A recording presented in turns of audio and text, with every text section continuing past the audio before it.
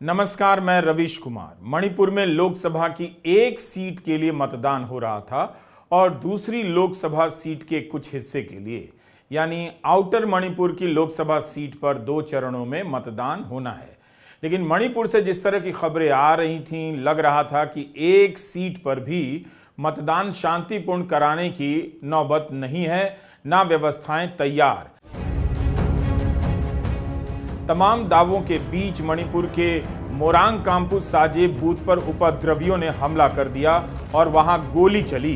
एक व्यक्ति घायल भी हुआ। यहां पर चुनाव से जुड़े कागजात जला दिए गए और एक ईवीएम मशीन में आग लगा दी गई, जिसके कारण मतदान रुक गया। हालत यह हो गई कि अधिकारी बूथ में ताला लगाकर लापता हो गए। यह वीडियो पत्रकार तमल साहा के यूट्यूब चैनल NTT का है। कि ये इलेक्शन हो रहा है एक ऐसे माहौल में जहाँ पे लोगों के दिमाग में वायलेंस की जो मेमोरी है वो बहुत फ्रेश है, और जो एक वायलेंस की जो वायलेंस की जो शैडो है वो अभी भी आपको दिखेगा। लोगों के जहन में ये चीज़ बैठा हुआ है कि मणिपुर में जो हिंसा का सिलसिला पिछले साल मई 3, 2023 से शुरू हुआ वो 11 महीनों तक चला है।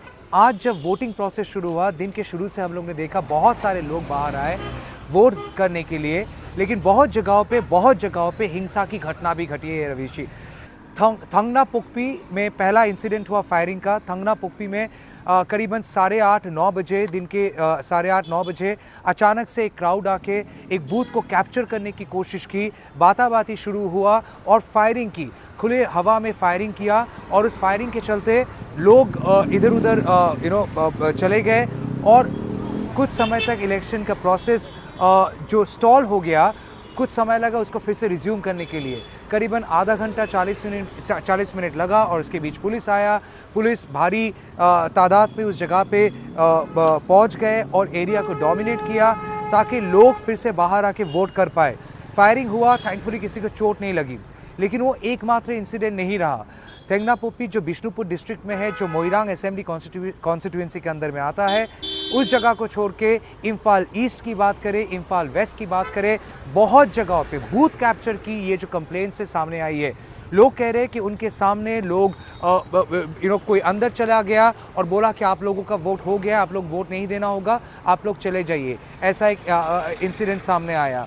दूसरा बात, ईवीएम को तोड़ने की विजुअल सामने आई है, जहां पे लोग ईवीएम को गुस्सा से तोड़ने की कोशिश कर रहा है, और लोग कह रहे कि ये इलेक्शन में रिगिंग हो रहा है, इसीलिए इस इलेक्शन को नहीं मानते और इसीलिए उसको ईवीएम को तोड़ देंगे। उसके बाद हम लोग दूसरी जगह पे गए जहां पे फायरिंग हुआ, मोइरांग काम्पू इस जगह पे गया। एक ही स्कूल के अंदर 2 पोलिंग बूथ है और आप विश्वास नहीं करेंगे जो दृश्य मैंने देखा। एक गोली चली फिर से, और कहीं ना कहीं एक पैटर्न जैसे लगा कि लोग गाड़ी से उतर रहे हैं, फायरिंग कर रहे हैं हवा में और लोगों को डराने की कोशिश कर रहे हैं, और उसके बाद बूथ कैप्चर होने की एक प्रयास चल रहा है। तो इस जगह पे जब वो गाड़ी से उतरे, लोगों ने कहा कि XUV सिल्वर कलर की गाड़ी थी और उससे लोग उतर के हवा में फायरिंग की और उसके बाद चले गए। लेकिन इसके बीच में कुछ लोग पोलिंग बूथ के अंदर जाके एक पर्टिकुलर पोलिंग एजेंट को बाहर निकालने की कोशिश की, और इसी में हाथापाई भी शुरू हो गया। फायरिंग जो हुआ, हवा में होते होते ऐसे इनडिस्क्रिमिनेट फायरिंग शुरू हो गया। ये जो घटनाएं है, लोगों का कहना है कि मणिपुर के इतिहास में ऐसे बूथ रिगिंग की घटना उनको याद नहीं है और कभी ऐसा चीज़ उन्होंने देखा नहीं। चीफ मिनिस्टर का अभी तक कोई स्टेटमेंट तो आया नहीं है, लेकिन एक पिक्चर है जो व्हाट्सएप में घूम रहा है और उसको मैं एक बार आपको दिखाना चाहूँगा। ये चीज़ नया शुरू हुआ है, ये ऐसे घूम रहा है। बीजेपी तेंगोल जो ऐसे क्रिएटिव बना के लोग व्हाट्सएप में दिखा रहे हैं, और व्हाट्सएप में इसका बेसिकली मतलब है बीजेपीज़ वोट आर्मी। उनका कहना है कि बहुत जगह पे जहाँ पे बूथ रिगिंग हुआ है, वो आरोप है इन लोगों का, प्राइमरीली कांग्रेस वालों की, कि ये बीजेपी ने किया। लेकिन बीजेपी ने साफ साफ कहा कि इसमें उनका कोई रोल नहीं है, ये कांग्रेस वाले किया है। मणिपुर को इस चुनाव में भुला ही दिया गया।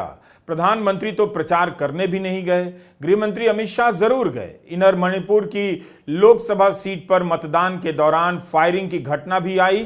खबरों में छपा है कि कई राउंड की फायरिंग हुई मगर किसी की मौत नहीं हुई। घटना के वायरल वीडियो में गोलियों की आवाज सुनी जा सकती है।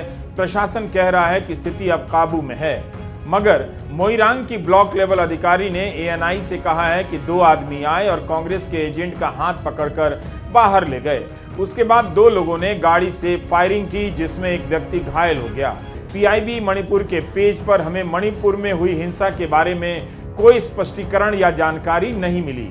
हिंदुस्तान टाइम्स ने छापा है कि इम्फाल पश्चिम में बूथ पर कुछ लोगों ने पार्टियों के एजेंट को धमकाकर बाहर कर दिया और मतदाताओं को धमकी दी कि वे एक ही पार्टी को वोट दें, मगर यह नहीं लिखा है कि किस पार्टी को वोट देने के लिए धमकाया गया। लिखा है कि इससे गुस्साए मतदाताओं ने ईवीएम को तोड़ दिया और चुनाव से जुड़ी सामग्री को नुकसान पहुंचाया। हिंदुस्तान टाइम्स की उसी रिपोर्ट में यह भी लिखा है कि इम्फाल पूर्व में बंदूकधारियों ने ब्लैंक शॉट दागे और कांग्रेस के पार्टी एजेंट को धमकाया। इनर मणिपुर से कांग्रेस के उम्मीदवार अगोमचा बिमल अकोईजाम का वीडियो वायरल हुआ है, जिसमें वे एक पुलिस अधिकारी से शिकायत कर रहे हैं कि उनके एजेंट को बूथ से जबरदस्ती निकाल दिया गया। ट्विटर पर इस तरह के कई वीडियो आज वायरल हैं। एक वीडियो में बंदूक लेकर कुछ लड़के दौड़े जा रहे हैं और सुरक्षाकर्मी अपनी जगह से हिले तक नहीं। महिलाएं उनसे अपील करती रहती हैं, मगर वे टस से मस नहीं होते हैं। मणिपुर के मुख्यमंत्री बीरेन सिंह ने आज अपना वोट डाला। 4 दिन पहले यही बीरेन सिंह इकोनॉमिक टाइम्स को साक्षात्कार में कह रहे थे कि मणिपुर में पिछले 4 महीनों से हालात सामान्य हो चुके हैं। फिर प्रधानमंत्री क्यों नहीं गए? आज हिंसा की इतनी घटनाएं कैसे घटी? 2019 के चुनाव में प्रधानमंत्री मोदी ने मणिपुर में प्रचार किया था। 8 अप्रैल को असम ट्रिब्यून को उन्होंने इंटरव्यू दिया और प्रधानमंत्री ने कहा कि केंद्र और राज्य की सरकार ने समय पर दखल दिया तो स्थिति में काफी बेहतरी आई। आज पहले दिन की वोटिंग ने साफ कर दिया कि मणिपुर में अभी तक हालात सामान्य नहीं हुए हैं। पिछले 1 हफ्ते में मणिपुर में हिंसा की कई घटनाएं हुई हैं। कुकी समुदाय के 2 लोगों की मौत हुई और हिंसा की अन्य घटनाओं में लोगों के घायल होने की खबरें भी हैं। कुकी समुदाय ने विरोध जताते हुए लोकसभा चुनाव में कोई प्रत्याशी नहीं खड़ा किया है और कुछ कुकी संगठनों ने चुनाव में मतदान का बहिष्कार भी किया है। प्रधानमंत्री मोदी अब बता दें कि क्या ये हालात बेहतर होने की निशानी है? जिस दिन चुनाव आयोग ने चुनाव की घोषणा की, उस दिन पत्रकार रितिका चोपड़ा ने मणिपुर को लेकर सवाल किया था। जवाब में मुख्य चुनाव आयुक्त राजीव कुमार ने मणिपुर के लोगों से अपील की कि वे वोट डालने जरूर आएं। So this is Ritika Chopra from the Indian Express. I have a question regarding Manipur. There's been this huge displacement of people on account of the ethnic strife. There are people who've been displaced living in relief camps and haven't come back home. What steps are is the commission taking to ensure that people actually turn out to vote in their respective constituencies? About Manipur, question was asked about Manipur, what we will do. There are persons who are displaced, who are in the camps. We have drawn a scheme. Which we have notified. That scheme is notified to allow the voters in the camp to vote from the camp. जैसे migrants के लिए JNK में वो scheme है, ऐसे ही यहाँ पर भी उस स्कीम को लागू किया गया है। And the voters would be allowed in the respective camps from the lower constituency to the higher and higher to the lower. But my appeal to the voters is that let us decide through the ballot peacefully by participating in these elections. We'll make the arrangements. लगता है राजीव कुमार की appeal का सभी पर एक समान असर नहीं हुआ। कुकी समुदाय के लोगों ने उन्हें पत्र लिख दिया कि वे चुनाव का बहिष्कार कर रहे हैं। मणिपुर पर अभी और जानकारियां आती रहेंगी। आज लोकसभा की 102 सीटों के लिए पहले चरण का मतदान हो गया। 10 राज्यों और केंद्र शासित प्रदेशों में चुनाव पूरी तरह संपन्न हुए। 21 राज्यों में मतदान से जुड़ी अलग अलग तरह की खबरें आती रहीं। कहीं धीमी गति से मतदान तो कहीं तेज गति से मतदान होता रहा। दोपहर 3 बजे तक मतदान का औसत 49.78% ही रहा। सबसे अधिक त्रिपुरा और पश्चिम बंगाल में मतदान का प्रतिशत रहा 66% से अधिक। मतदान प्रतिशत के आंकड़ों में अभी बहुत बदलाव होता रहेगा, लेकिन शिकायतों का अंबार देखकर लगा कि मतदान की प्रक्रिया को अभी और चुस्त दुरुस्त करने की जरूरत है। ईवीएम मशीनों में खराबी और उसके बाद उनका बदला जाना या ठीक होना, यह सब अब आम हो चला है।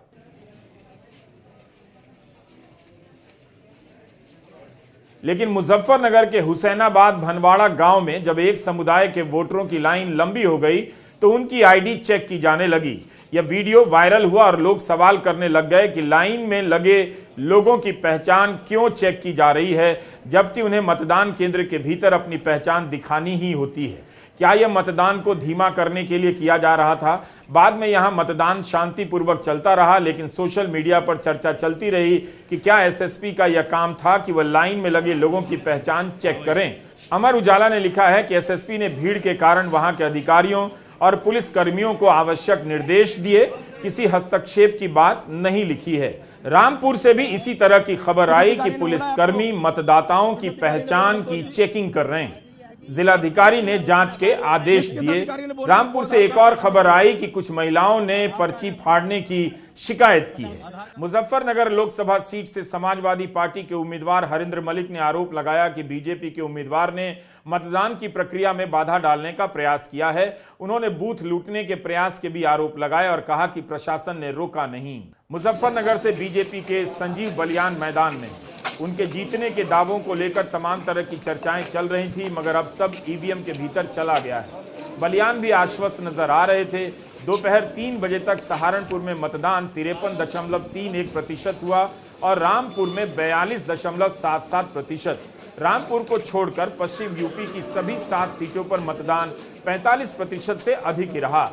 रामपुर में 3 बजे तक 42.77% मतदान हुआ। ये आंकड़े बता रहे हैं कि पश्चिम यूपी में मतदान में तेजी बनी रही, लेकिन क्या मतदान का प्रतिशत 65% या 70% से अधिक जाएगा? 20 अप्रैल को ही पता चलेगा जब अंतिम आंकड़े आएंगे।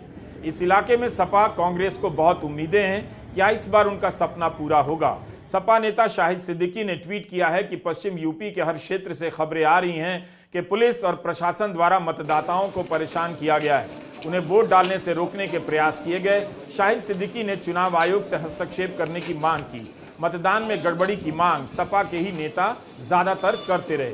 यूपी में लोकसभा की 8 सीटों पर मतदान हो रहा था। पीलीभीत, मुजफ्फरनगर, मुरादाबाद, सहारनपुर, कैराना, बिजनौर, रामपुर और नगीना। समाजवादी पार्टी के ट्विटर हैंडल पर लगातार गड़बड़ियों को उठाया जा रहा था। इन 8 सीटों पर लड़ाई की बात कही जा रही है। इसका मतलब है कि विपक्षी गठबंधन बीजेपी को टक्कर दे रहा है, लेकिन बात अब लड़ाई की नहीं रही, हारने और जीतने की है। सवाल है कि क्या विपक्ष बीजेपी को यहां हरा पाएगा? सपा के ट्विटर हैंडल पर जाकर शिकायतों का अलग ही पुलिंदा देखने को मिलता है। सपा ने इन सभी ट्वीट को चुनाव आयोग को टैग कर दिया, कहा कि मतदान निष्पक्ष होना चाहिए। जैसे इस ट्वीट में देखिए, लिखा है कि रामपुर लोकसभा के बूथ संख्या 164 पर बीजेपी के पोलिंग एजेंट मुस्लिम धर्म के लोगों को वोट डालने से रोक रहे हैं।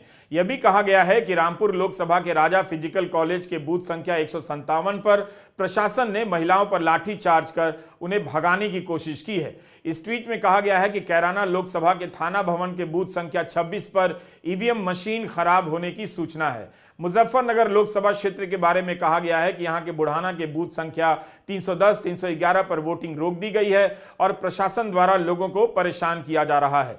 मुरादाबाद लोकसभा के मुरादाबाद ग्रामीण बूथ संख्या 360 पर फर्जी वोटिंग करा रहे बीजेपी के कार्यकर्ता, इस तरह का ट्वीट किया गया है। बिजनौर के लोकसभा के चांदपुर में बूथ संख्या 293 पर प्रशासन जानबूझकर धीमी गति से मतदान करवा रहा है। सपा ने इस तरह का ट्वीट किया है। भारत समाचार न्यूज चैनल पर दिखाया गया है कि कैराना में मोती महल बूथ के पास जमकर मारपीट हुई और पुलिस ने एक व्यक्ति को गिरफ्तार भी किया है। बीजेपी के नेता अनिल चौहान पुलिस पर ही भड़क गए। उनका आरोप था कि वोटर की चेकिंग होनी चाहिए क्योंकि फर्जी मतदान हो रहा है। गजब चुनाव है ये। बीजेपी के नेता भी फर्जी मतदान के आरोप लगा रहे हैं और सपा के नेता भी।